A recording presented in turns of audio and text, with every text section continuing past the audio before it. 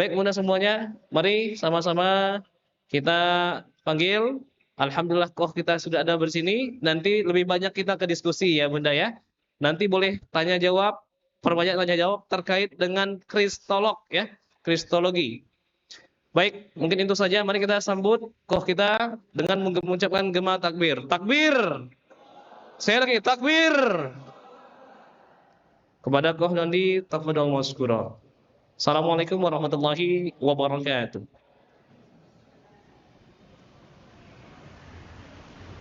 Tadi bisa diskusi di luar kemana? Bismillah. Tes. Belum. Oh, belum hidup. Belum hidup. Bismillahirrahmanirrahim. Assalamualaikum warahmatullahi wabarakatuh. Salah. Innal hamdalillah nahmaduhu wa nasta'inuhu wa nastaghfiruhu wa na'udzu billahi min shururi anfusina wa min sayyiati a'malina. May yahdihillahu fala mudhillalah wa may yudlil fala hadiyalah. Asyhadu an la ilaha illallah wahdahu la syarikalah wa asyhadu anna Muhammadan abduhu wa rasuluh. Allahumma shalli wa sallim wa barik ala sayidina Muhammadin wa ala alihi wa sahbihi ajmain. Amma ba'd. Alhamdulillah senang sekali saya bisa berada di Masjid Nurul Asri ya, betul ya? Ini daerah apa? Catur Tunggal Pak, betul ya? Oh, ya. Alhamdulillah. Ini kayaknya bapak-bapak pada belum pulang kerja kayaknya, masih kerja ya semuanya. Ya, saya Donitan. Mungkin buat Bapak Ibu yang belum kenal, nama saya Donditan. Tan itu marga saya, ya. Marga itu bahasa Tionghoanya se. Jadi saya Dondi setan gitu Pak. Bukan seton Pak ya, setan. Nah, alhamdulillah saya datang ke sini bersama dengan tim dan teman-teman dari Yayasan Wasilah Amal Khairat dari Sumatera Barat ya. Dari Sumatera Barat. Oh, orang Padang berarti. Orang Padang. Wah, panggilnya Uda berarti ya. Udah. Udah. Alhamdulillah teman-teman kita dari Wasilah Amal Khairat ini sedang berjuang untuk membantu meringankan penderitaan saudara-saudara kita yang ada di Gaza, Palestina. Ya, Bapak Ibu mungkin sudah mengetahui bahwa banyak sekali saudara kita umat Islam yang ada di Gaza, Palestina sekarang sedang berjuang untuk hidup. Ya. Bukan berjuang untuk beribadah, berjuang untuk hidup. Ya. Karena mereka sekarang memang sedang dalam keadaan yang sangat-sangat tidak baik karena invasi dan serangan dari pihak Israel. Ya. Kalau bidang saya bidang kristologi, ya. Saya datang ke sini membawa ilmu kristologi yang saya ingin bagikan kepada Bapak Ibu di sini. Apa itu kristologi? Kristologi itu adalah salah satu bidang ilmu yang mempelajari tentang posisi Nabi kita, ya, Nabi Isa Al-Masih di dalam agama Nasrani. Kenapa kita perlu mempelajari itu? Karena saudara kita yang Nasrani atau yang Kristen, itu mereka memang punya misi untuk mengkristenkan semua manusia di seluruh dunia. Misinya begitu ya. Tertulis di dalam kitab suci mereka. Ada di Matius 28 ayat 19, karena itu pergilah, jadikanlah semua bangsa muridku. Baptislah mereka dalam nama Bapa dan Putra dan Roh Kudus. Jadi mereka berusaha selalu menjadikan orang di luar Kristen untuk menjadi orang Kristen. Ya, ditulisnya menjadi muridku, murid Yesus maksudnya. Nah, kalau belum dibaptis berarti belum selesai urusannya. Ya, kita umat Islam sebagai umat yang kita sangat mengenal dengan lakum dinukum waliyadin, agamamu agamamu, agamaku agamaku, kita juga mengajak orang untuk masuk Islam, ya. Tetapi kita tidak ada paksaan di dalam Islam, ya. La ikraha fiddin. Demikian juga di dalam negara Republik Indonesia ini ada sebuah aturan. Aturannya yaitu keputusan bersama dua menteri, nomor 1 tahun 79, Menteri Dalam Negeri dan Menteri Agama, yang melarang orang untuk mensiarkan agama kepada orang atau kelompok yang sudah beragama. Nah, untuk itulah saya di dalam Yayasan Pembina Mu'alaf At-Tauhid, kami selalu berusaha untuk memberikan edukasi tentang dakwah kristologi ini. Ya, dakwah Kristologi ini isinya itu adalah dakwah yang mengajak orang untuk bertauhid. Jadi kami menganggap dakwah Kristologian adalah dakwah tauhid. Begitu ya. Demikian juga kami juga selalu berusaha mengadakan dialog-dialog dengan orang-orang Kristen, terutama dengan pendeta-pendetanya. Ya, saya diwajibkan untuk berdebat dengan pendeta minimal 1 tahun 2 kali. Debat secara resmi ya, bukan debat online di TikTok gitu bukan. Jadi kita debatnya debat terbuka, resmi, di tempat yang bagus, tempat tidur bagus, makan enak. Kita berdebat untuk memberikan edukasi kepada umat Islam, juga kepada siapapun yang berminat di dalam ilmu perbandingan agama ini. Nah, jadi kami di Yayasan Pembina Mu'alaf At-Tauhid ini, kami juga mendekati beberapa saudara-saudara kita yang ada di pondok pesantren, supaya kita juga bisa membagikan ilmu Kristologi ini. Ya, saya juga alhamdulillah mengajar di sebuah sekolah tinggi ilmu dakwah Muhammad Nasir yang ada di Bekasi. Itulah upaya-upaya kami yang tujuannya adalah untuk menangkal upaya-upaya pendangkalan akidah dan juga upaya-upaya pemurtatan. Dengan belajar Kristologi, kita bisa mengetahui agama mereka. Artinya kita mengetahui akidah mereka, kita mengetahui kitab mereka, kita mengetahui ibadah mereka, dan kita memandang itu, kita membandingkan dengan akidah Islam, dengan teologi Islam, dengan ibadah Islam. Ketika kita mengetahui apa yang ada di dalam kitab mereka, insya Allah itu bisa mengajak mereka untuk bertauhid. Ya, sudah banyak yang datang ke tempat saya mempertanyakan kitab mereka sendiri. Saya juga menjawabnya hanya dengan kitab mereka sendiri. Dan alhamdulillah ketika mereka bisa membuktikan bersama-sama dengan saya, banyak dari mereka yang akhirnya memeluk Islam. Itu tujuan kami. Jadi dengan belajar kitab mereka, apa yang ada di dalam kitab mereka, kita bisa bandingkan dengan Islam. Ya, dengan kacamata Islam. Nah, mungkin saya nggak perlu panjang lebar di sini untuk menceritakan tentang apa saja di dalam Kristologi, tetapi nanti mungkin kita bisa lebih interaktif gitu ya. Interaktif bapak-bapak, ibu-ibu yang mungkin ada pertanyaan atau ada sumbang saran atau ada masukan atau ada mungkin informasi tentang upaya-upaya pemurtatan itu terjadi di mana saja, dengan cara bagaimana, silakan ya. Jadi sambil kita saya sambil menyampaikan beberapa poin, silakan kalau Bapak Ibu mau bertanya atau mau memberikan info, silakan ya. Langsung tunjuk tangan saja, kita langsung diskusikan. Kalau saya bicarakan di sini tentang isi dalam kitab ini, mungkin lewat maghrib juga nggak selesai gitu. Nanti Bapak Ibu bisa memperhatikan apa saja yang saya ajarkan dalam YouTube saya, gitu ya. Channel YouTube saya adalah Bapak boleh ketik Dondi Tan, ya, tinggal dicari di situ. Semua istilahnya yang urusannya dengan kristologi sudah saya videokan, baik diskusi dengan pihak mereka ataupun ketika saya memberikan kuliah, itu pun saya rekam dan saya siarkan. Jadi setiap orang yang memang ingin belajar kristologi bisa mempelajari dari video-video tersebut, gitu ya. Kalau sekarang mungkin lebih baik saya cerita sedikit mengenai pengalaman-pengalaman kita ya. Ketika di Yayasan Pembina Mu'alaf At-Tauhid ini, kami berhadapan dengan para pemuka agama Kristen, di mana kami mengadakan debat itu harus sesuai dengan rambu-rambu yang ada di dalam Al-Quran. Di dalam Quran kita dilarang untuk menghina sesembahan mereka. Ya, di dalam Quran kita tidak boleh juga menghina orang lain. Kita juga tidak boleh menghina agama orang lain. Ya. Ada surat yang juga menyatakan bahwa lakum dinukum waliyadin. Silakan mereka mau beragama apa, kita beragama apa, kita tidak mengganggu, gitu ya. Jadi beberapa kali kami sudah mengadakan debat dengan para pendeta. Di dalam perdebatan itu kami punya aturan yang ketat. Ya, kami tidak boleh mengeluarkan kata-kata kasar, apalagi kata-kata yang menghina orang. Kami juga harus menggunakan timer, ya, jadi ngomongnya tidak boleh saling potong, aturannya ketat, dan semuanya diusahakan seadil mungkin ya, antara dua pihak, gitu ya.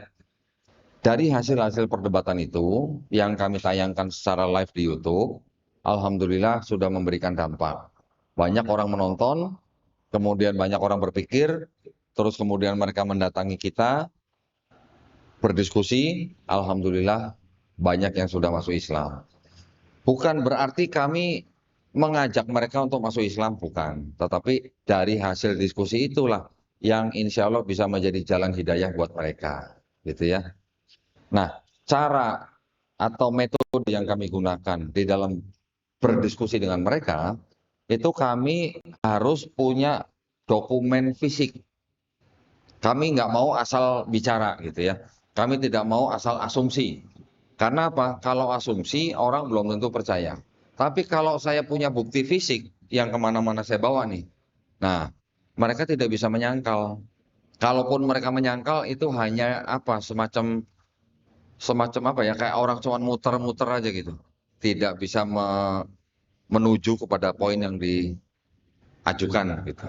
Nah, jadi kami memang selalu mengusahakan supaya kami punya bukti fisik yang mana kami bisa tunjukkan kepada mereka. Di dalam kitab mereka itu ada kontradiksi, di dalam kitab mereka ada plagiarisme, di dalam kitab mereka ada ayat-ayat yang tidak asli. Tertulis Pak, tidak asli. Pakai pasti lagi. Ayat ini pasti tidak asli. Kalau tidak asli Bapak, kata lainnya Pak. Ah, palsu. Bapak tahu sendiri kan. Itu yang kami lakukan Pak ya. Kami tidak mau mengatakan agama mereka kitabnya palsu. Kita nggak berani ngomong. Setiap kali saya ngomong, saya harus tunjukin buktinya. Di YouTube itu selalu saya tunjukin. Ketika orang Kristen datang juga saya tunjukin, baca sendiri. Ketika mereka baca sendiri, nanti ada yang baca, habis merenung menangis. Kitabnya ditutup menangis. Saya tanya Mbak, kenapa nangis? Berarti selama ini saya dibohongin sama gereja gitu. Lah, bukan saya ngomong gitu ya. Mereka yang merasa sendiri gitu. Karena apa? Saya punya bukti-buktinya. Gitu kan. Seperti contoh nih yang akan saya perlihatkan ini.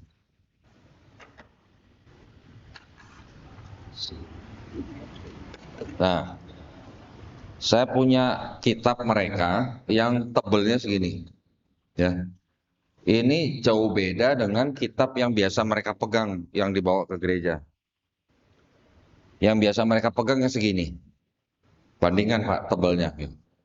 Ya, beda jauh. Kenapa ini bisa jauh lebih tebal? Karena di dalamnya ada catatan kakinya. Catatan kaki, tapi ditulis pakai tangan. Bisa kalau catatan kaki nulis pakai kaki ya Pak ya? Enggak ya. Catatan kaki ini yang banyak membuktikan keaslian daripada ayat-ayat di dalam kitab ini. Nah, ketika ini saya perlihatkan, baca sendiri, mereka bisa mengetahui yang mana yang asli, yang mana yang tidak. Ya, juga ada dokumen-dokumen lain, saya juga mengoleksi kitab-kitab yang dari tahun-tahun lama. Kenapa saya beli? Susah sekarang belinya nih. Ini kayak begini harganya sekarang bisa ratusan ribu, bahkan bisa jutaan. Yang ini aja bisa jutaan ini. Ya. Kenapa? Karena sudah langka, sudah sulit dibeli. Yang jual paling hanya kolektor-kolektor. Kalau yang baru seperti ini, beli di toko buku paling 80.000. Tapi kalau yang ini bisa 700.000, bisa 1 juta, bahkan yang ini ada yang kemarin nawarin saya 15 juta. Gitu. Yaitu itu adalah upaya kita untuk memberitahukan kebenaran ke depan mereka. Ya, kalau mau dibilang jujur ya jujur, mereka sebenarnya jujur Pak di sini Pak, karena mereka mengatakan sendiri menulis bahwa kitab ayat ini tidak asli gitu. Tetapi kitab ini yang ada tulisan seperti itu bukan untuk jemaat. Gitu. Ini khusus untuk calon-calon pendeta atau pastor. Ya, jadi mereka tahu sebenarnya. Yang biasa khotbah di mimbar itu tahu ada ayat tidak asli, tahu sebenarnya. Tapi buat mereka ditutupi supaya apa? Supaya mereka tetap menjaga iman mereka, bahwa mereka menyembah kepada Tuhan yang benar menurut mereka. Walaupun akidahnya berasal dari ayat yang berasal dari pemikiran manusia, bukan wahyu. Ya, beda dengan Quran. Kalau Quran diturunkan, yang diturunkan adalah wahyu kepada Nabi Muhammad SAW melalui malaikat Jibril alaihissalam, murni wahyu. Ya, tidak ada wahyu yang tidak asli, gitu kan? Tapi kalau di sini Akidahnya berasal dari pemikiran manusia yang merupakan catatan kaki sebenarnya. Kemudian oleh penyalinnya dijadikan ayat gitu. Jadi artinya pemikiran manusia disisipkan menjadi ayat. Itu yang terjadi di sini. Nah, kalau kita mengetahui kondisi kitab mereka begitu, kan enak Pak kalau mau diskusi sama mereka. Tinggal tunjukin aja, ini kok ada ayat begini maksudnya apa ya? Mereka nggak pernah lihat ini kok bisa ada kitab yang ada catatan kakinya. Yang mereka baca, yang biasa dibaca sama mereka yang ini, yang tidak ada catatan kakinya. Ya. Nah, jadi itulah yang kami lakukan di dalam yayasan, sehingga dengan kami membuat kajian-kajian ilmiah berdasarkan dokumen-dokumen mereka sendiri, orang yang menonton, kalau dia mau objektif, dia bisa berpikir, dia bisa menilai mana yang asli, mana yang tidak asli, mana yang agama dari langit, mana yang agama hasil pemikiran manusia, gitu ya.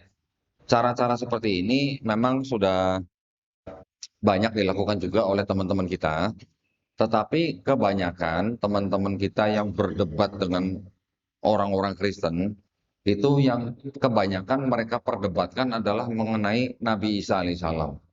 Nabi Isa alaihissalam di Islam sebagai Nabi, Nabi Isa alaihissalam di Kristen atau yang disebut dengan Yesus Kristus disebut dengan dianggap sebagai Tuhan, itu saja yang diperdebatkan. Yesus Tuhan atau bukan.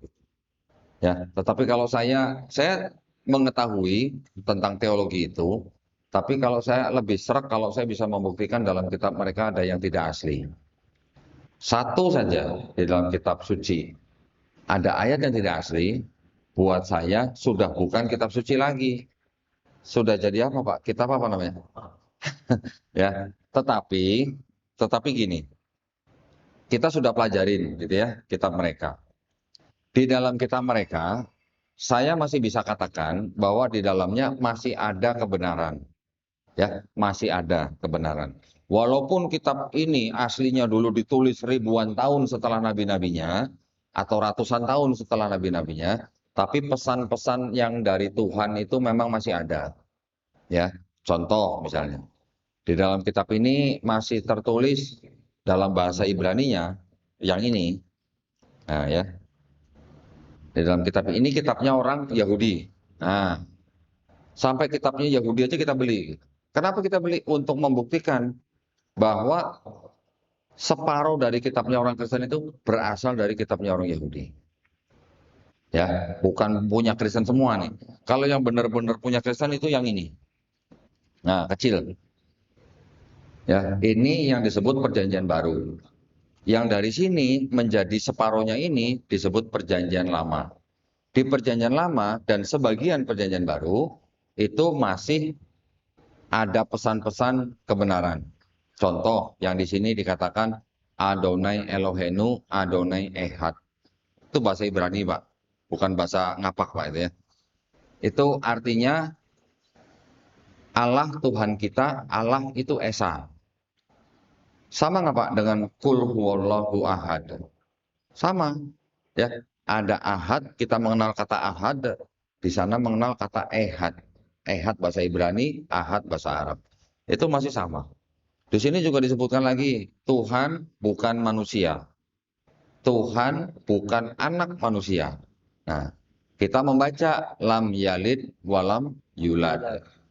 Di sini juga disebutkan lagi, tidak ada sesuatu apapun yang menyerupai Tuhan di bumi. Walam yakulahu kufuwan ahad. Mirip gitu, sejajar, setara gitu ya. Tetapi setelah menjadi kitabnya orang Kristen ini, disinilah ada unsur-unsur penyembahan manusia, yaitu Yesus Kristus. Yesus Kristus ya disembah menjadi Tuhan. Kenapa? Karena dianggap Tuhan yang Maha Esa itu firman-Nya menjelma jadi Yesus. Itu yang berbeda dengan Islam. Di Islam, walaupun kita beriman bahwa Nabi Isa alaihissalam dilahirkan melalui perawan suci Maryam, tetapi Islam tidak menganggap Nabi Isa alaihissalam punya sifat ilahi. Ya, artinya kita tidak menyembah Nabi Isa alaihissalam sebagai Tuhan itu sendiri atau Allah SWT. Tetapi di Kristen, mereka menyetarakan ya Yesus Kristus dengan Tuhan Yang Maha Esa. Itu perbedaannya. Bapak Ibu mungkin pasti punya lah teman-teman yang dari Kristen ya. Sedikit banyak pasti tahu akidah mereka bagaimana. Mereka mengenal yang namanya Trinitas gitu atau Tritunggal. Pernah mendengar ya Pak ya? Tritunggal ya? Mereka bilang Bapa atau Tuhan Yang Maha Esa itu Tuhan, Yesus itu Tuhan, Roh Kudus itu Tuhan. Tapi ini bukan tiga Tuhan, tapi satu Tuhan gitu. Bingung nggak Pak? Paham nggak Bu? Bapa Tuhan, Yesus Tuhan, Roh Kudus Tuhan, tapi bukan tiga Tuhan, tapi satu Tuhan. Paham Mbak? Nah, itu mereka nanti akan menceritakan bagaimana mekanismenya. Yesus sebagai firman-Nya Bapa, yang tadi berasal dari Bapa, yang menjadi satu dengan Bapa, menjelma jadi manusia. Roh Kudus nanti itu adalah Bapa itu sendiri yang rohnya menguatkan dan sebagainya. Apa namanya akan berputar-putar soal itu. Di dalam Islam tidak ada yang namanya istilah Allah Subhanahu wa taala firman-Nya Allah bisa menjadi manusia.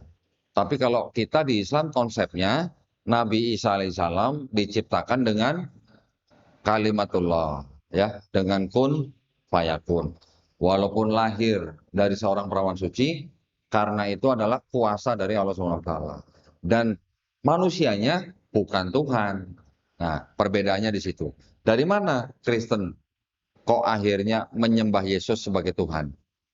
Karena di dalam agama Kristen yang timbul di abad pertama Masehi itu memang mengadopsi budaya-budaya dari Eropa, dari Yunani, dari Romawi, ya, dengan apa? Dengan budaya namanya Helenisme, budaya paganisme yang akhirnya diadopsi ke dalam agama mereka sehingga mereka tidak banyak bedanya dengan orang-orang yang ribuan tahun sudah menyembah dewa-dewa yang tiga tapi satu, satu tapi tiga. Pribadinya sama, tiga tapi satu, satu tapi tiga. Ya, mungkin dari Sumeria, dari Persia, dari Babilonia, dari Persia, dari India, India juga ada kan, dari Mesir dan sebagainya. Daerah situ memang daerah-daerah yang sudah terbiasa menyembah dewa-dewa yang tiga tapi satu, satu tapi tiga. Sebutannya triad gitu. Ya. Jadi boleh dikatakan Kristen itu sebenarnya penerus agama-agama sebelumnya yang menyembah dewa-dewa yang tiga tapi satu, satu tapi tiga. Itu sekelumit daripada singkatnya ya daripada kepercayaan saudara-saudara kita yang Kristen. Dan kita di dalam Islam kita diajarkan untuk bertoleransi, betul ya? Tetapi toleransi hanya untuk ibadah saja. Tapi kalau untuk akidah boleh nggak toleransi? Boleh nggak Pak toleransi akidah? Nggak boleh, ya. Mengenai akidah, final, Islam tidak boleh bertoleransi. Tapi kalau bertoleransi tentang ibadah, kemasyarakatan, sosial, itu monggo. Kita bisa bermuamalah dengan siapa saja. Ya. Tetapi kalau masalah akidah, kita tidak boleh bertoleransi. Nah, Bapak Ibu pasti juga sudah mendengar bahwa kalangan mereka yang mengajak orang lain banyak sekali modus, gitu ya. Modusnya apa saja? Bisa lewat pernikahan. Nikahnya masuk Islam dulu. Setelah menikah 1 bulan, balik lagi ke agama mereka. Anak istrinya nanti diajak masuk agama mereka. Itu sering, itu banyak ya. Juga bisa melalui pendidikan. Di dalam pendidikan, orang yang beragama lain, walaupun tidak diajarkan agama mereka, tapi karena lingkungannya bisa menjadikan orang itu masuk agama mereka. Begitu juga nanti di bidang kesehatan, ya, di rumah sakit, orang yang sakit butuh biaya dibantu, syaratnya masuk Kristen, bisa begitu. Dan banyak yang lain, bisa melalui pariwisata, bisa melalui bencana alam, bisa melalui macam-macam, ya. Artinya mereka selalu berusaha untuk mengajak orang di luar agama mereka untuk masuk agama mereka. Ya, kira-kira ada yang mau ditanya sampai di sini? Silakan. Baik, Oh, kita buka. Pak. Silakan. Waalaikumsalam. Oke ini Mas. Atas kesempatannya, tadi dikatakan oleh Koh Dondi bahwa agama Kristen itu adalah penerus dari agama-agama sebelumnya. Tetapi kenapa disebut sebagai agama Kristen, kemudian agama Yahudi itu sebagai agama samawi? Kemudian kalau itu sebagai penerus agama-agama kepercayaan-kepercayaan sebelumnya, kenapa sesembelihan mereka tetap dibolehkan, yang sebagai ahli kitab itu dibolehkan untuk Apanya dibolehkan, Pak?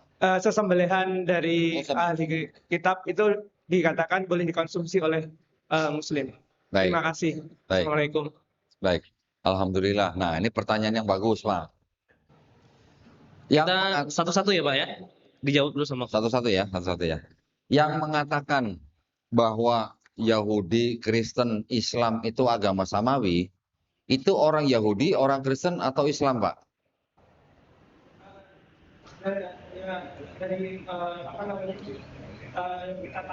Ya, kita sering mendengar ya, Pak ya. Agama samawi itu 3, Yahudi, Kristen, Islam. Yang mengatakan ini kan kebanyakan orang-orang dari kalangan akademisi, Pak. Betul kan? Akademisi. Orang-orang yang mempelajari dengan keilmuan gitu, yang umum, tapi bukan dari agama itu sendiri gitu. Ya, Pak ya. Sekarang saya ingin bertukar pikiran nih, Pak, dengan Bapak nih. Sebagai orang Islam, Bapak, sebagai orang Islam, menurut Bapak agama samawi itu ada berapa? Sebagai orang Islam. Ya cuman Islam. Nah, itu maksud saya, Pak. ya, jelas kan? Kalau Bapak bilang agama samawi ada 3, berarti Bapak bertentangan dengan inna dina indallahil Islam. Itu maksud saya. Di Quran sudah jelas, Allah Subhanahu wa taala sendiri sudah menyatakan bahwa agama yang diridhoi di sisi Allah adalah Islam. Jadi tidak ada agama samawi lain, Pak. Itu. Allah sendiri sudah berfirman di dalam Quran bahwa Allah Subhanahu wa taala sudah menurunkan kitab Taurat, Zabur, Injil kepada Bani Israel. Khusus kan Pak, kepada satu kaum nih, Bani Israel aja nih. Mereka ini yang disebut dengan ahli kitab. Ya kan? Siapa Pak tadi Bani Israel? Siapa tadi ahli kitab? Bani Israel. Diingat Pak ya, diingat. Kalau sekarang yang kita kenal dengan orang-orang Kristen, apakah mereka Bani Israel, Pak? Bisa nggak disebut ahli kitab? Nah, sudah. Kan disebutnya kepada Bani Israel. Jadi kalau ahli kitab berarti orang yang punya nasab sampai ke Bani Israel. Kalau orang-orang Kristen nggak bisa disebut sebagai ahli kitab, Pak. Karena yang diturunkan kepada Bani Israel, kepada Nabi Isa alaihissalam, melalui Nabi Isa alaihissalam, yang disebut dengan Injil, ya Pak ya, itu mengajarkan Islam atau mengajarkan Kristen, Pak? Islam. Nah, ketika ada agama yang disebut sebagai agama Kristen, itu mereka juga punya kitab yang mereka sebut-sebut dengan kitab Injil. Ini buktinya, Pak. Tulisannya Injil.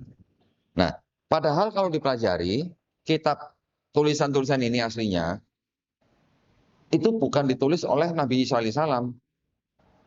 Kita juga di Islam juga tidak pernah membaca kan Pak, Nabi Isa alaihissalam menulis kitab Injil kan? Nggak pernah kan Pak?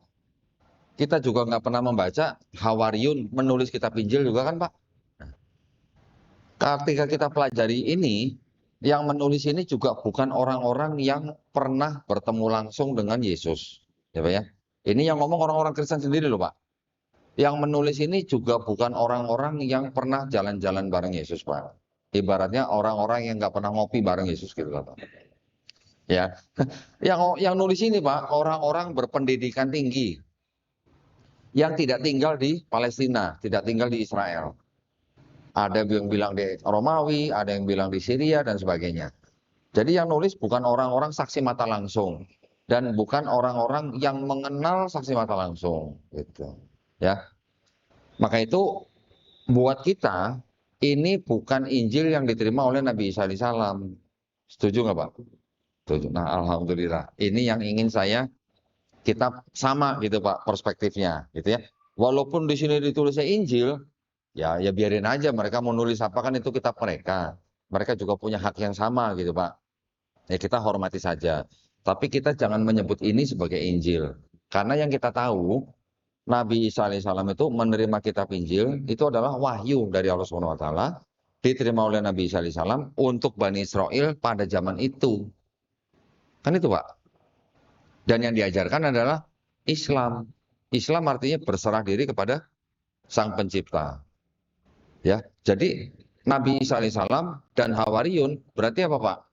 Muslim semua kan berarti kan? Muslim secara akidah ya, Pak ya. Secara akidah. Syariatnya mungkin Nabi Isa alaihissalam masih mengikuti syariat daripada Taurat ya yang diberikan kepada Nabi Musa alaihissalam. Nabi Isa alaihissalam menerima kitab Injil untuk mengajak Bani Israel hidup secara zuhud gitu, Pak.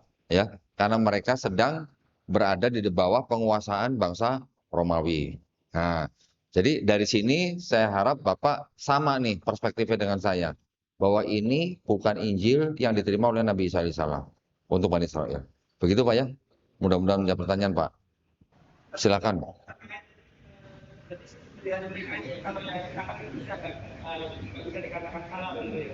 Kalau sekarang yang Kristen tidak bisa disebut sebagai ahli kitab, Pak. Nah, kalau yang Yahudi kita masih bisa sebut sebagai ahli kitab. Masih bisa disebut sebagai ahli kitab. Karena yang disebut ahli kitab kan yang menerima Taurat, Zabur, Injil. Nah, saya tambahin sedikit nih, Pak. Taurat, Zabur, Injil yang disebut di dalam Quran itu adalah wahyu-wahyu dari Allah Subhanahu wa taala kepada nabi dan rasulnya untuk Bani Israel pada zaman itu. Betul, Pak ya? Pernah baca nggak Pak di Quran? Kami menurunkan Taurat dan kami pula yang akan menjaganya. Pernah baca? Nggak ada. Atau soal Injil pernah baca untuk dijaga? Tidak pernah. Karena tidak pernah dijanjikan untuk dijaga, timbul yang begini, Pak. Timbul yang begini, yang isinya ada kontradiksi, ada ayat tidak asli, ada plagiarisme gitu. Ya, itu yang terjadi. Beda dengan Quran. Quran diturunkan kepada Nabi Muhammad SAW melalui malaikat Jibril alaihissalam. Dijaga dengan apa, Pak? Hafalan, ya kan? Quran diturunkan dengan tradisi lisan atau hafalan. Tapi kalau ini disusun berdasarkan tradisi tulisan. Gitu. Jadi kalau di Quran, mushaf-mushafnya misalnya ada perbedaan, itu yang ada hanya perbedaan cara bacanya saja kan, Pak. Namanya variasi bacaan atau qiraah sabah. Gitu. Kita mengetahui bahwa Quran diturunkan dalam 7 ahruf. Tetapi kalau ini karena variasinya bacaan, variasinya tulisan, jadi banyak terjadi perbedaan teks gitu loh, Pak. Saya bisa tunjukkan ke Bapak.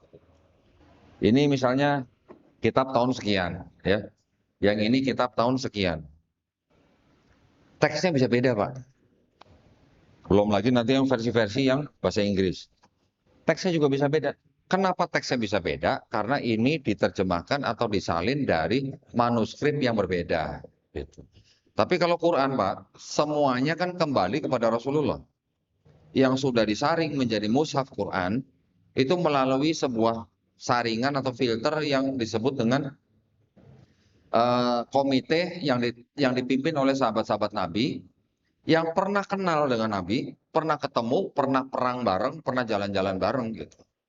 Jadi mereka kan sudah tahu persis apa yang diucapkan Nabi, mereka sudah hafal gitu, Pak.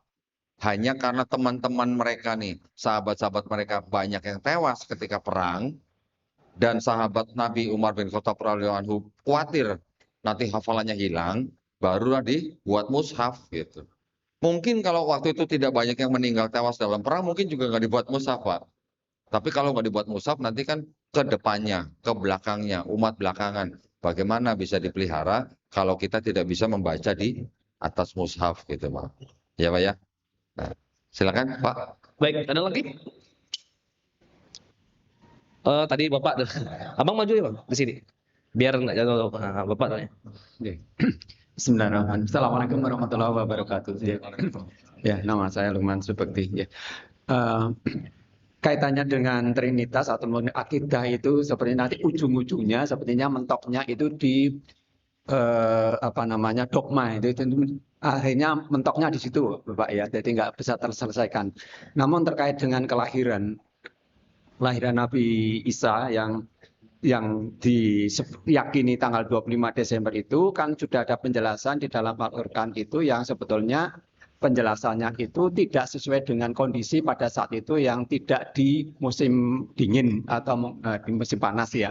Nah ini bagaimana tanggapan orang Nasrani atau Kristen terhadap penjelasan bahwa itu tidak sesuai dengan dengan kondisi tanggal 25 Desember. Kemudian yang kedua karena itu dilahirkan dan di Palestina itu Pak. Itu sampai sekarang ini Palestina yang dan porak-poranda itu sepertinya perjuangan yang untuk mempertahankan kemerdekaan itu kok tidak segigih orang Islam yang untuk mempertahankan tanah sucinya gitu loh. Ya, di situ kan Palestina itu kan tanah sucinya orang Nasrani, misalnya begitu ya. Tapi kok mereka tidak seperti perjuangan orang Muslim yang mempertahankan kemerdekaan di Palestina. Demikian, terima kasih. Assalamualaikum warahmatullahi wabarakatuh. Silakan. Mengenai Natal ya Pak ya, tanggal lahir Yesus 25 Desember. Tidak tertulis Pak di dalam kitab mereka. Ada tulisan Yesus lahir 25 Desember itu nggak ada.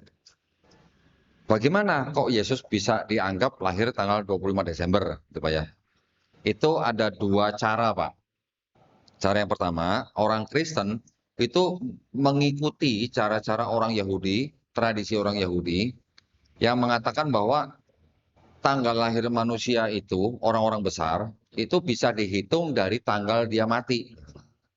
Misalnya, Yesus itu dianggap meninggalnya tanggal 25 Maret misalnya. 25 Maret dari mana? Dari bulan Yahudi. Waktu disalib gitu ya. Dianggapnya 14 Nisan. Gitu. 14 Nisan kalau dikonfirmasi jadi 25 Maret. Dianggapnya tanggal dia mati itu adalah tanggal dia dibenihkan di kandungan ibunya. Pertama kali dia dibuahi, tanggal pembuahan dia di perut ibunya. Jadi kalau 25 Maret dia mati, dianggapnya tanggal itulah dia pertama kali dikandung oleh ibunya. Baru ditambah 9 bulan Pak. 9 bulan jatuhnya bulan Desember. Itu cara tradisionalnya Yahudi gitu Pak. Itu juga dipakai oleh orang-orang besar yang lain. Contohnya Siddhartha Gautama juga begitu. Ya, cara pertama. Cara yang kedua, Kristen ketika baru timbul, Kristen-Kristen awal, itu kan akhirnya malah digandeng oleh Romawi, Pak. Romawi memandang bahwa, oh ini ada agama baru yang boleh dikatakan apa ya, mungkin dokumennya lengkap gitu ya, surat-suratnya ada, terus pengikutnya udah mulai banyak, dan mereka merasa nyaman dengan agama itu, akhirnya agama itu digandeng oleh Romawi dengan harapan orang-orang Kristen ini bisa mendukung kaisar gitu. Nah, Romawi sendiri sudah ratusan tahun menyembah dewa matahari, Pak. Namanya Dewa Sol namanya. Orang Romawi sendiri sudah sekian lama menggunakan tanggal 25 Desember itu untuk merayakan kelahiran dewa matahari. Ya. Jadi kalau di Eropa itu kan memang tidak semua daerah tuh bisa menerima cahaya matahari. Ya, karena mungkin posisi bumi dan matahari ya. Bagian bumi, bagian utara itu memang tidak semuanya bisa terkena matahari secara penuh seperti kita di Khatulistiwa gitu Pak.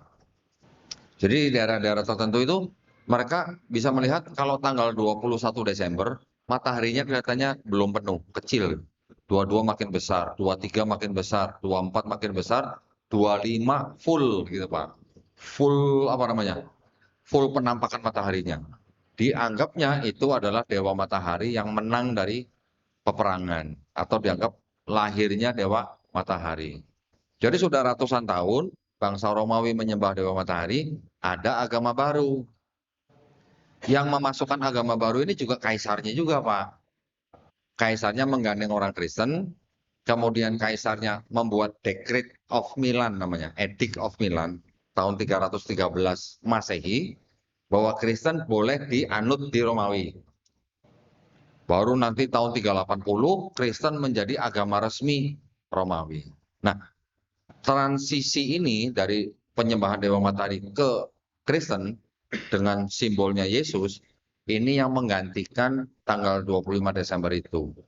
Kalau tadi ya 25 Desember itu menyembah Dewa Mataharinya diganti dengan Yesus.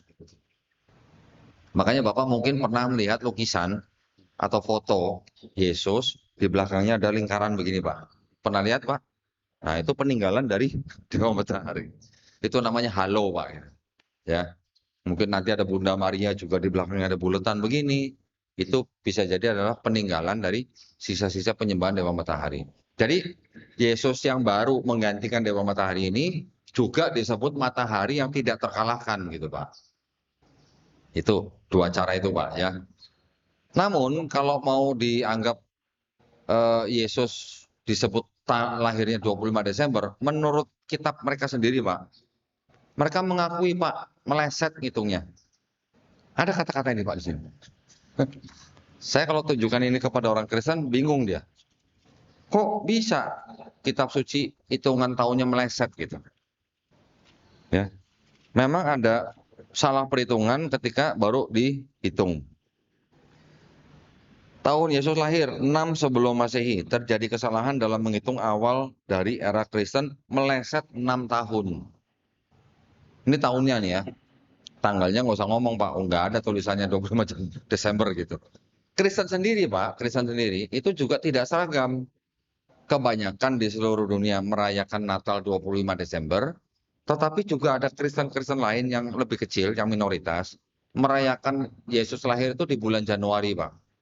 Ya, tanggal 6 atau 7 Januari gitu. Epifani namanya.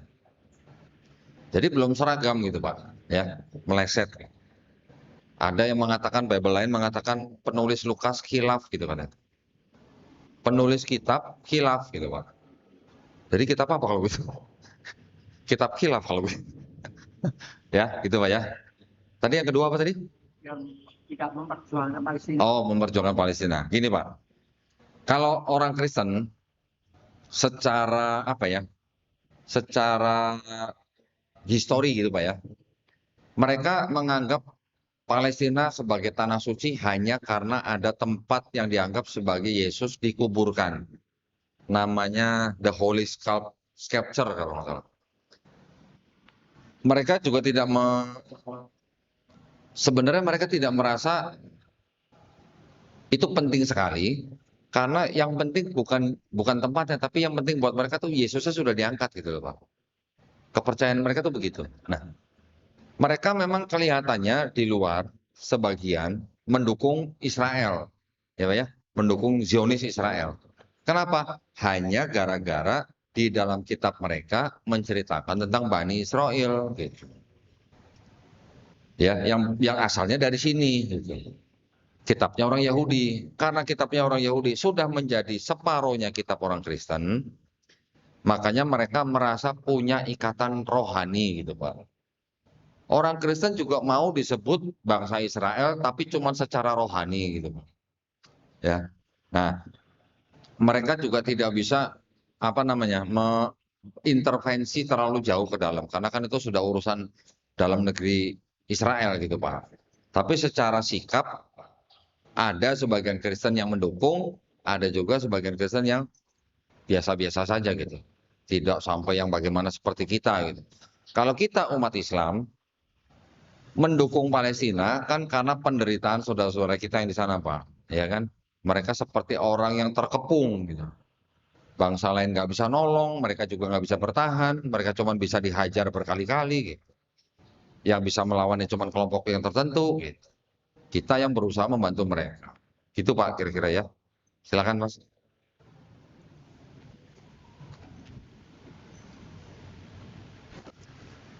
Assalamualaikum warahmatullahi wabarakatuh. Terima kasih atas kesempatan yang diberikan. Perkenalkan nama saya Hendro, asalnya dari Riau. Ingin bertanya kepada Bapak, kenapa perubahan, kenapa ada yang pertama ada kitab yang dari Yahudi yang tebal itu ya Pak, yang tebal. Terus kemudian kenapa ada ditulis lagi kayak beberapa kitab-kitab yang di bawahnya terus ditulis lagi itu tujuannya apa gitu Pak. Nah terus kemudian saya sangat prihatin sekali dengan kejadian yang terjadi di Palestina karena hal itu sangat sadis sekali, Pak. Sangat sadis sekali. Kenapa masyarakat di seluruh dunia, bahkan eh, organisasi yang seharusnya menentang hal tersebut, kemudian sampai sekarang masih aja terjadi seperti hal-hal kayak pembantaian, kayak hal-hal yang lain-lain seperti yang tidak sangat manusiawi sekali, Pak. Kemudian saya mohon apa ya, berdasarkan dari pengalaman Bapak, eh, sarannya atau apa ya, ya sarannya dari Bapak untuk kami yang generasi yang bisa dikatakan umurnya masih belum di atas, masih 30-an atau masih 31 atau setara kami mohon arahannya kepada Bapak, bagaimana caranya kami selaku orang yang masih umur yang masih segini, masih kajiannya belum terlalu dalam, sedalam bapak-bapak dan mas-mas atau yang lebih tua yang ada di sini, agar kami bisa untuk gimana ya, menanamkan di circle-circle kami bahwasannya kalau hal tersebut adalah kita harus menaruh perhatian yang lebih terhadap saudara-saudara kita yang ada di Palestina. Karena saya perhatikan sendiri dari lingkungan-lingkungan kami, tempat kami bekerja, tempat kami duduk atau circle-circle kami, hal itu seperti hal yang sudah, oh mereka tahu, tapi mereka hanya, oh ya gitu aja. Tapi mereka tidak ada hal yang menggerakkan. Contohnya kan sekarang ada kayak boykot beberapa merek yang mendukung kegiatan yang sangat tidak manusiawi tersebut. Nah, dari Bapak kira-kira apa sarannya untuk kami selaku apa yang bisa kami lakukan, pergerakan kecil untuk istilahnya menanamkan aware terhadap hal kejadian yang seberulang-ulang ini, Pak. Begitu, Pak. Terima Baik. kasih. Assalamualaikum warahmatullahi wabarakatuh. Waalaikumsalam warahmatullahi wabarakatuh. Baik, jadi kalau tadi pertanyaan pertama, kenapa mereka ada tulisan tambahan gitu ya? Masih terkali lagi, Pak. Setelah ada kalimat biologi, kita tulis lagi. Sementara kalau Al-Quran dari dulu itu sampai sekarang. Wow. Biologi tulis lagi itu apa? Gini, jadi ini saya cerita dari awal dulu ya, supaya Mas tahu konteksnya ya. Kitabnya orang Yahudi ini ditulis, disusun kira-kira tahun 450 sebelum Masehi. Sebelum ya, 450 sebelum Masehi. Kemudian di abad ketiga, kira-kira tahun 270 sebelum Masehi, kitab yang ditulis dalam bahasa Ibrani itu diterjemahkan ke dalam bahasa Yunani. Nah, kenapa diterjemahkan dalam bahasa Yunani? Karena pada saat itu daerah Mediterania ya, Mesir, Palestina, Persia, Babilonia, Sumeria sampai ke atas itu daerah Eropa Selatan, itu daerah namanya daerah Mediterania ya. Yang di tengahnya ada Laut Mediterania. Semua daerah itu dulu dikuasai oleh bangsa Yunani. Dari tahun 332 atau 322 saya lupa. Sampai tahun 63 sebelum Masehi. Ya, jadi sepanjang kurang lebih 250 tahun daerah itu dikuasai oleh Yunani dengan bahasa Yunaninya. Jadi bahasa Yunani sudah menjadi bahasa regional. Budayanya juga begitu. Budayanya adalah budaya Helenisme. Jadi waktu itu di Mesir ada seorang raja namanya Raja Ptolemy II. Raja Ptolemy II ini adalah keturunan dari raja bonekanya dari Alexander Agung. Alexander Agung ketika menaklukkan daerah itu dibantu oleh seorang jenderal namanya Ptolemy. Ptolemy diberikan Mesir sebagai daerah kekuasaannya, punya keturunan beberapa orang yang disebut dengan Ptolemy II, di mana di daerah Mesir itu di kota Alexandria ada perpustakaan besar yang dianggap sebagai pusat ilmu pengetahuan dunia pada saat itu. Raja Ptolemy II pengen punya kitab ini, tapi dalam bahasa Yunani. Nah, akhirnya diterjemahkan menjadi bahasa Yunani, jadinya kitab Septuaginta media. Ya, diterjemahkan dari tahun 270 sampai selesainya 132 sebelum Masehi. Ya, sebelum ya. Jadi sebelum ada Nabi Isa nih. Setelah jadi, kitab ini beredar terus sampai Nabi Isa dilahirkan, sampai Nabi Isa diangkat, bahkan beberapa abad setelah Nabi Isa pun ini masih beredar. Di abad-abad kedua, ketiga, keempat, terjemahan bahasa Yunaninya diresensi namanya Mas. Diresensi sama orang-orang gereja, orang bapak-bapak gereja. Ya. Diresensi itu artinya dikritik terjemahannya. Diubah-ubah terjemahannya. Sesuai dengan apa? Sesuai dengan akidahnya orang Kristen. Setelah terakhir diresensi oleh Origen, Lucian, dan Hesesius, yang di abad keempat oleh Hesesius ini, barulah di akhir abad keempat ini dijadikan satu sama kitab-kitabnya orang Kristen.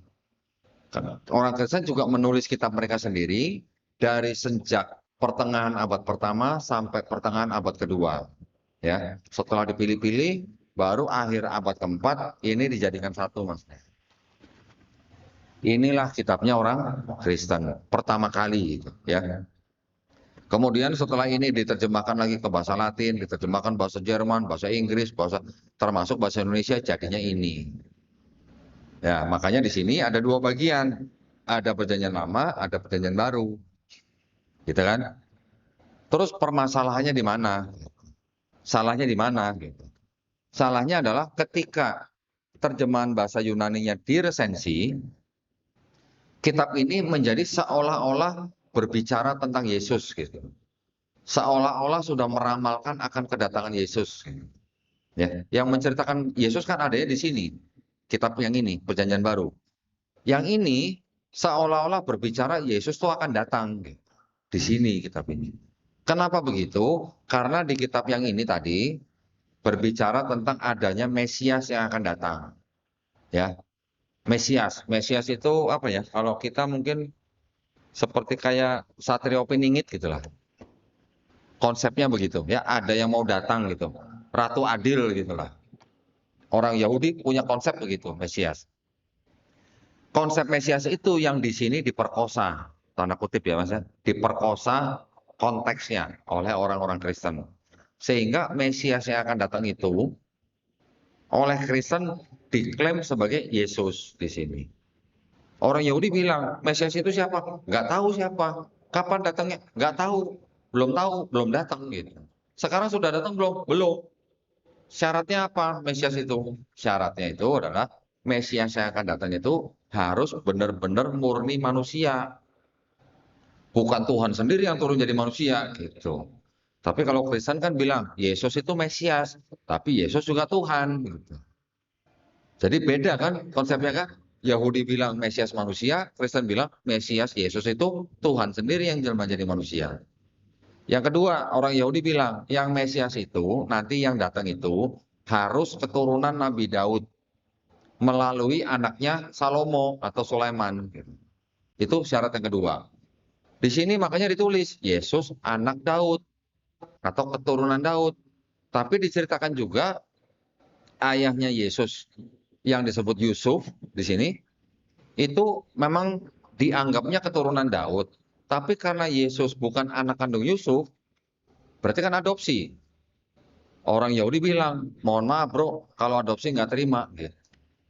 Harus benar-benar keturunan Daud melalui anaknya Salomo. Nanti diambil lagi dari jalur Maria. Maria keturunan Daud, tapi Maria keturunan Daud lewat anaknya Nathan, bukan Salomo. Gitu. Tidak memenuhi syarat sebagai Mesias yang dijanjikan di sini. Dua. Yang ketiga, orang Yahudi bilang, Mesias yang akan datang itu nanti datang kalau semua orang, semua bangsa di dunia ini sudah tidak ada yang mengangkat senjata, atau sudah tidak ada perang. Nah, Yesus di sini lahir masih ada perang. Bahkan setelahnya ada perang dunia. Jadi, bukan Mesias yang di sini. Karena dibilang di sini kalau Mesias yang akan datang itu kalau sudah tidak ada perang baru dia datang. Yesus datang kecepatan kan, masih banyak perang gitu. Jadi tidak dianggap sama Yahudi, tidak diterima oleh Yahudi. Tiga, yang keempat, orang Yahudi bilang Mesias yang akan datang itu dia datang ketika semua manusia di bumi ini sudah mengenal Hashem. Hashem itu Tuhan, Tuhan yang Maha Esa. Disebutnya Hashem, nama itu gitu ya. Karena orang Yahudi tidak boleh menyebut nama yang 4 huruf itu, Yud, He, Vav, He, nggak boleh. Mereka ganti dengan Hashem, atau Adonai. Yesus sendiri lahir, sampai sekarang pun masih banyak orang nggak kenal Tuhan kan? Masih banyak nggak? Masih. Suku-suku pedalaman, ya masih banyak yang tidak kenal Tuhan. Yang animisme, yang dinamisme, dan sebagainya. Jadi udah gagal lagi kan? Terus kemudian orang Yahudi bilang, yang di sini, syarat yang kelima. Mesias yang akan datang itu, bukan datang menyelesaikan misi, terus pergi, terus datang lagi gitu. Enggak begitu. Datang cuma sekali, menjadi raja bangsa Israel, membawa damai di seluruh dunia. Selesai sampai mati. Gitu. Tapi kalau Yesus kan diceritakan, dia sudah datang, dianggap sebagai Mesias, sudah mati, sudah bangkit dari ketiga, sudah diangkat, nanti mau datang lagi. Gitu. Kan begitu, kan beda berarti konsepnya. Itu 5 alasan mengapa Yahudi menolak Yesus sebagai Mesias. Kristen yang menulis ini mengklaim bahwa Yesus itulah Mesias yang dijanjikan di sini. Di sini, ini berasal dari sini, tapi yang ini terjemahannya sudah dirubah-rubah. Gitu. Sesuai dengan perspektifnya orang Kristen. Itu yang terjadi, Mas. Urutannya begitu ya. Ya. Jadi kalau Mas tanya kenapa ditulis-tulis? Ya karena memang orang, contoh misalnya kalau Mas mau baca kitab tafsir ulama siapa, tapi masih dalam bahasa Arab gitu. Tapi Mas bahasa Arabnya pas-pasan atau nggak bisa bahasa Arab ya. Kan pasti pengen yang punya bahasa Indonesia kan. Nah kurang lebih gitu, Mas. Jadi ditulis lagi gitu. Terjemahan gitu. Ya. Semoga menjawab pertanyaan. Silakan yang lain. Baik, kalangan ibu-ibu ada. Kalangan ibu-ibu lagi. Boleh. Di situ aja.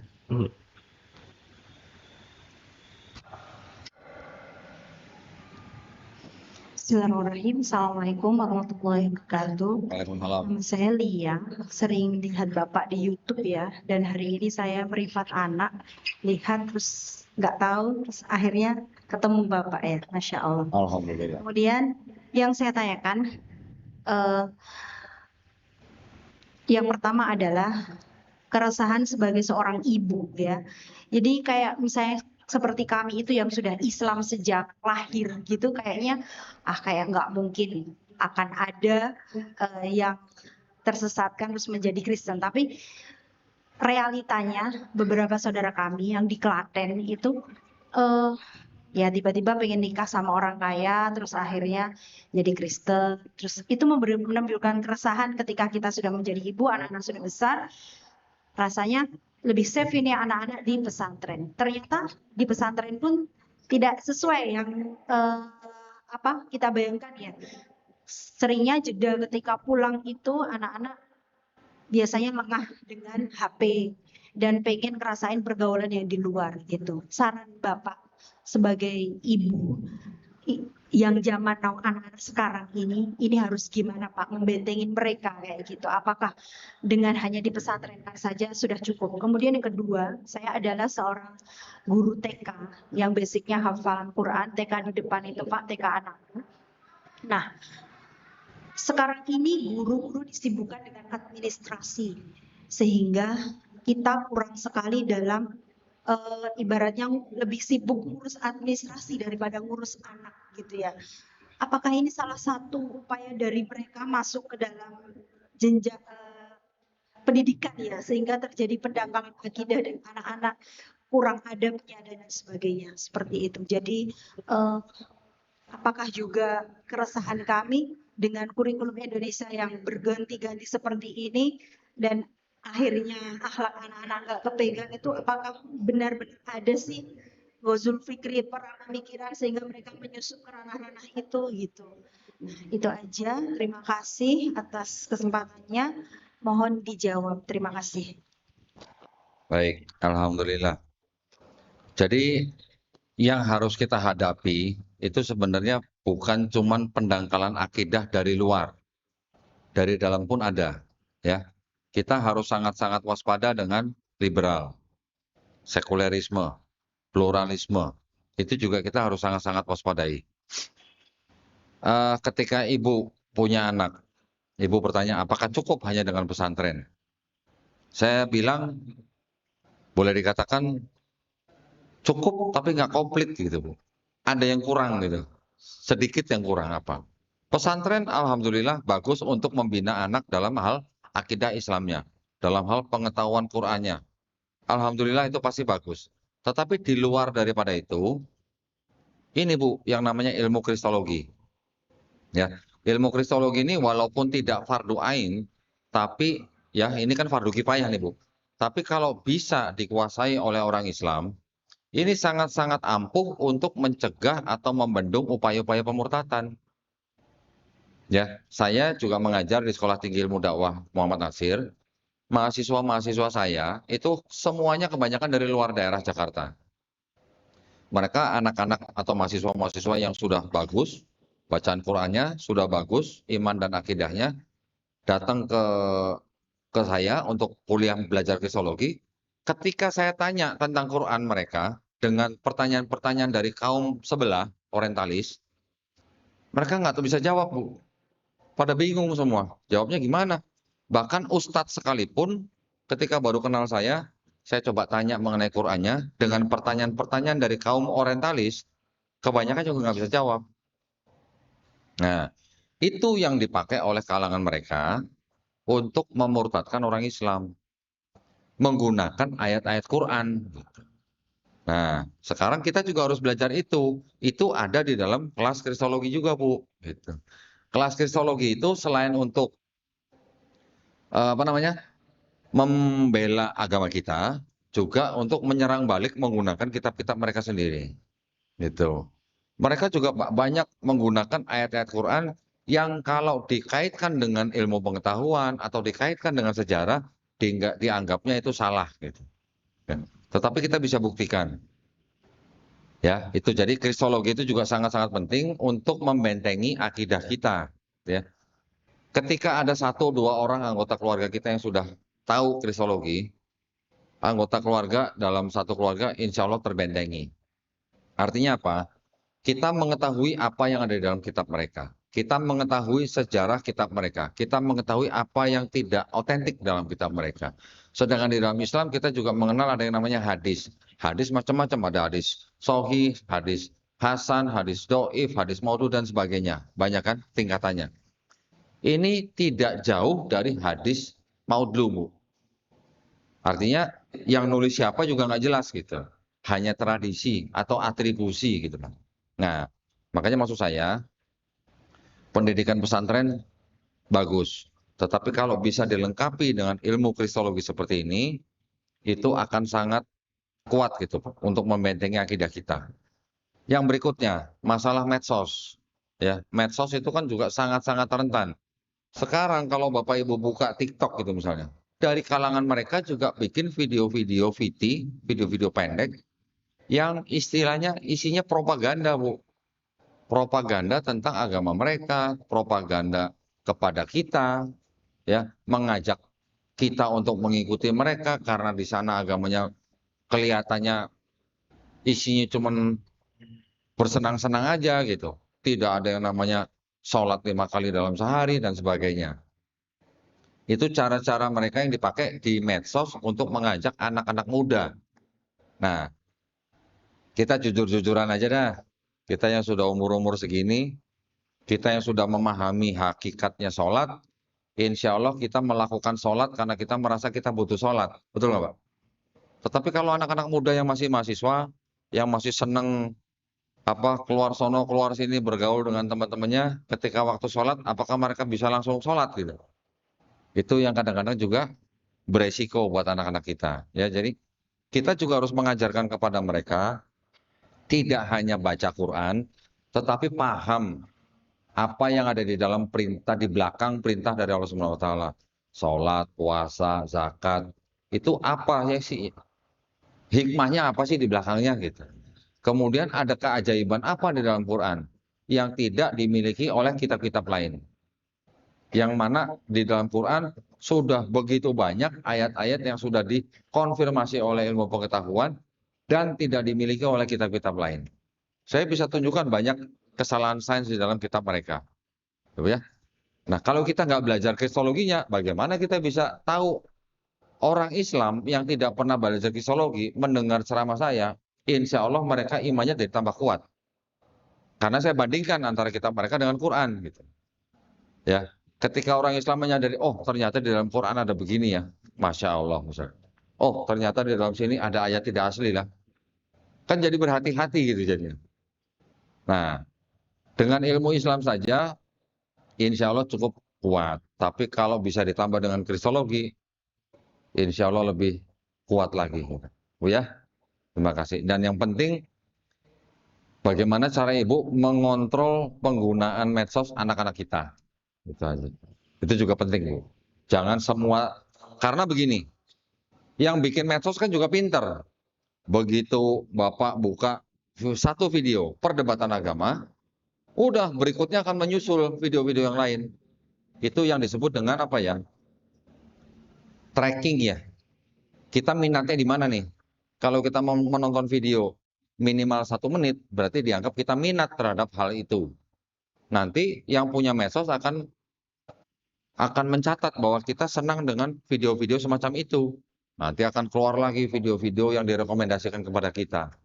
Seperti YouTube, kita kalau lihat nonton, begitu Ibu nonton video saya satu, berikutnya nanti video-video saya yang lain akan muncul di beranda YouTube Ibu. Gitu. Ya, itu algoritmanya begitu, Bu. Ya, mudah-mudahan kita semuanya dilindungi dan dirahmati Allah Subhanahu wa taala ya. Amin ya rabbal alamin. Cukup atau sudah? Cukup ya. Ini baik kalau begitu. Oh, masih ada. Sebentar, kita azan jam berapa? Berapa? 18.05. Satu lagi lah ya. Kita sisakan 10 menit terakhir ya. Satu lagi.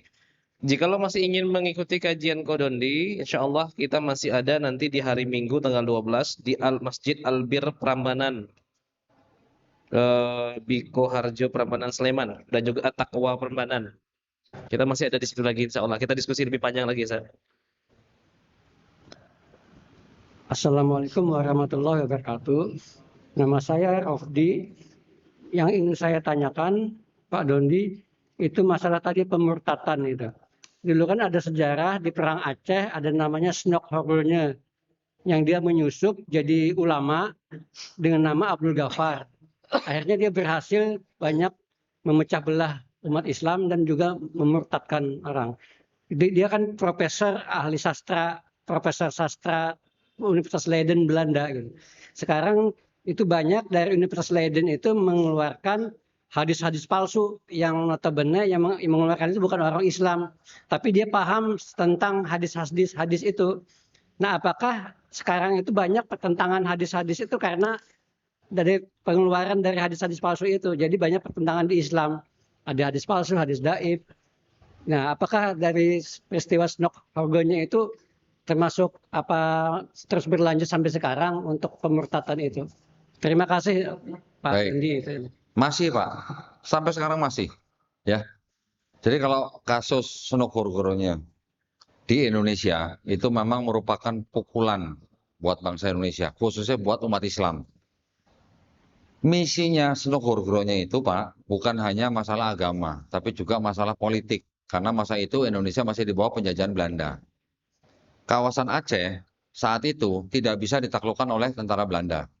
Ya, begitu kuatnya Aceh. Tapi ketika Snok Horgonya masuk sebagai Abdul Ghaffur, mengajarkan Islam, mengajarkan Quran, mengajarkan bahasa Arab, siapa yang siapa yang tidak bisa menerima gitu, walaupun dia bule gitu, ya.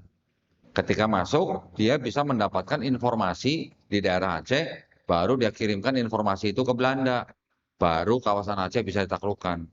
Berarti kan itu misinya misi politik, Pak, ya, misi peperangan gitu. Jadi itu yang disebut dengan misi C6, Pak, namanya. Kodenya itu C6. C itu apa? C itu kontekstualisasi namanya. Mereka mempunyai tingkatan dari mulai C1 sampai C6. C1 mereka bangun gereja tapi masih menggunakan bahasa asal. C2 sudah pakai bahasa lokal. C3 sudah pakai bahasa lokal plus menerima tradisi dan budaya lokal. C4 mereka sudah pakai bahasa lokal, terima budaya lokal, plus terima budaya Islam. C5 mereka sudah berpenampilan seperti ini. Ya, tapi belum mengaku muslim. Penampilannya aja gitu. Biara jenggot, pakai gamis, seperti orang Islam. Tapi masih ngaku Kristen. Tapi Kristennya kebanyakan menggunakan istilah-istilah yang islami. Ya. Kalau udah C6, penampilan sudah seperti ini, KTP-nya Islam, sholat dan segala macam. Jadi kita nggak tahu dia Muslim beneran apa enggak. Kita taunya dia Muslim gitu pokoknya. Ya walaupun rasnya beda. Nah itu yang kita harus waspadain juga. Dan itu masih berlangsung sampai sekarang, Mbak. Masih berlangsung. Ya, ya saya cuman pesan hati-hati saja, Pak. Di sekolah tinggi Islam bisa jadi di dalamnya ada orang yang C6. Ya, kita cuman berhati-hati aja. Tadi Bapak tanya apa lagi mengenai apa? Oh ya, hadis palsu, ya benar. Yang menggunakan hadis-hadis palsu itu Pak, itu berasal dari kelompok yang namanya kelompok orientalisme. Nah, orientalisme itu memang tumbuh ketika mereka ingin melemahkan apa namanya negara-negara timur, ya. Kan gini, kita tahulah mungkin dari yang namanya peperangan atau persaingan dari mulai zaman dulu, bahkan ketika kalau kita balik ke perang salib, ya Pak ya, perang salib bisa dikatakan Kristen kalah. Ya, setelah kalah, mereka kan harus punya taktik lain gitu.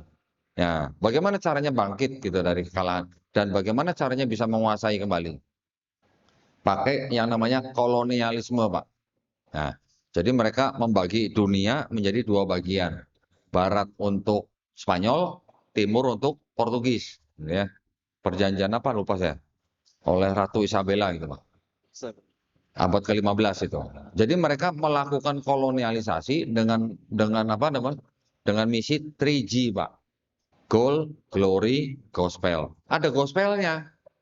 Gospelnya nggak ketinggalan, Pak. Untuk apa? Untuk menyabarkan agama mereka. Nah, sembari itu, kira-kira di abad 18-19, timbul juga tambahannya yaitu gerakan orientalisme. Orientalisme itu gerakan yang mempelajari ketimuran gitu. Mempelajari budayanya, mempelajari agamanya.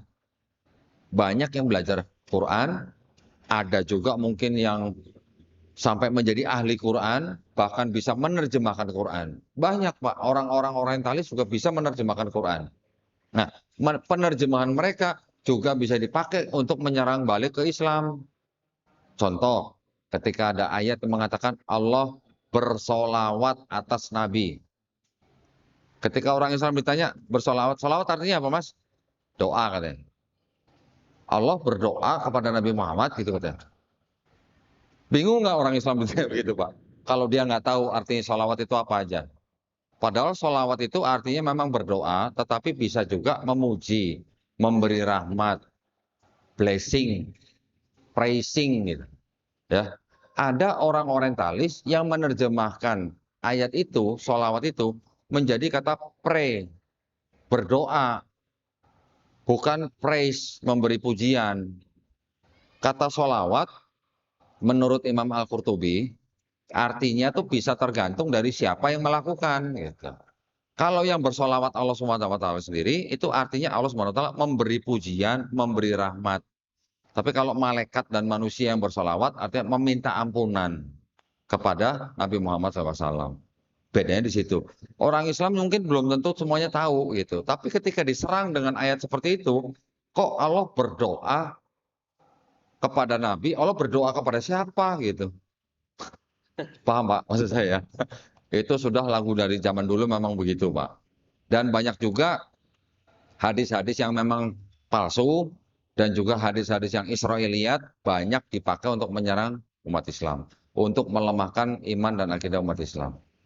Itu yang harus kita hati-hati Pak. Di dalam kristologi Pak, kita juga belajar bagaimana membantah syubhat-syubhat terhadap Islam melalui hadis, melalui ayat Quran. Gitu ya Pak ya. Mudah-mudahan bermanfaat. Silakan.